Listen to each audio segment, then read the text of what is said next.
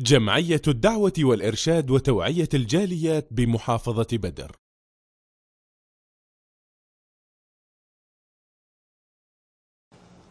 বিসমিল্লাহ আলহামদুলিল্লাহ সালাতু ওয়াসসালামু আলা রাসূলিল্লাহ ওয়া বাদ। সুপ্রিয় বন্ধুগণ, আমরা পৃথিবীতে যে কোনো বৈঠকে বসি না কেন, ইবাদতের বৈঠক বা আলোচনা হোক, যে কোনো বৈঠক শেষ করে শেষ মুহূর্তে যদি আমরা একটি দোয়া পড়ি, তাহলে আমরা যে কোনো ভালো কাজ করলাম এটি আমাদের জন্য কিয়ামত পর্যন্ত সঞ্চয় থেকে যাবে।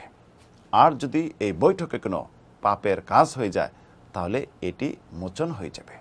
প্রিয় নবী সাল্লাল্লাহু আলাইহি সাল্লাম আমাদেরকে শিক্ষা দিয়েছেন এই বিষয়ে, যেটি আমরা কাফফারাতুল মাজলিস তথা বৈঠকের কাফফারা বলে আমরা জানি। আবু দাউদ তিরমিজি রাহিমাহুল্লাহ হাদিস বর্ণনা করেন, যে হাদিসটি আল্লামা নাসিরুদ্দিন আলবানী সহি বলেছেন। রাসূল সাল্লাল্লাহু আলাইহি ওয়াসাল্লাম ইরশাদ করেছেন, যদি তোমরা কোনো বৈঠকে বসো, বৈঠকে বসার পরবর্তীতে বিভিন্ন কথাবার্তা হয়ে থাকে বৈঠকে, যদি পরবর্তীতে এই দোয়াটি পড়ো, সুবহানাকা আল্লাহুম্মা ওয়া বিহামদিকা আশহাদু আল্লা ইলাহা ইল্লা আনতা আস্তাগফিরুকা ওয়া আতুবু ইলাইক, তাহলে সব কিছু মোচন হয়ে যাবে।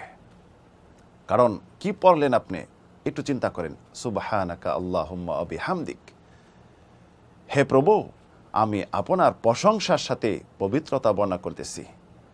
আশহাদু আল্লা ইলাহা ইল্লা আনতা, আমি সাক্ষ্য দিচ্ছি আপনি ছাড়া অন্য কোনো উপাস্য নেই, মাবুদ নেই। আস্তাগফিরুকা ওয়া আতুবু ইলাইক, আমি আপনার কাছে ক্ষমা চাচ্ছি এবং আপনার কাছে তওবা করতেছি। আবু বারজা আল আসলামী থেকে বর্ণিত, আবু দাউদ হাদিসটি বর্ণনা করেছেন, রাসূল সাল্লাল্লাহু আলাইহি সাল্লাম যে কোনো বৈঠকে বসতেন, বসার পরে যখন বৈঠক সমাপ্তি করতেন, এই দিয়ে সমাপ্তি করতেন।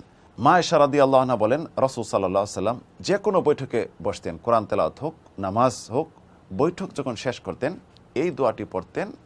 আমি রাসূলকে জিজ্ঞাসা করলাম, ইয়া রাসূলুল্লাহ, আপনি এই শব্দগুলি যে পড়েন এর কারণ কি? তখন রাসূল সাল্লাম বললেন, সৎ কাজগুলি এই দ্বারা নিরাপদ হয়ে যায় এবং অসৎ যদি পাপের কোনো কিছু কাজ হয়ে থাকে এই দ্বারা মোচন হয়ে যায়। তাই প্রিয় বন্ধুগণ, আসুন আমরা দোয়াটি শিখে নেই।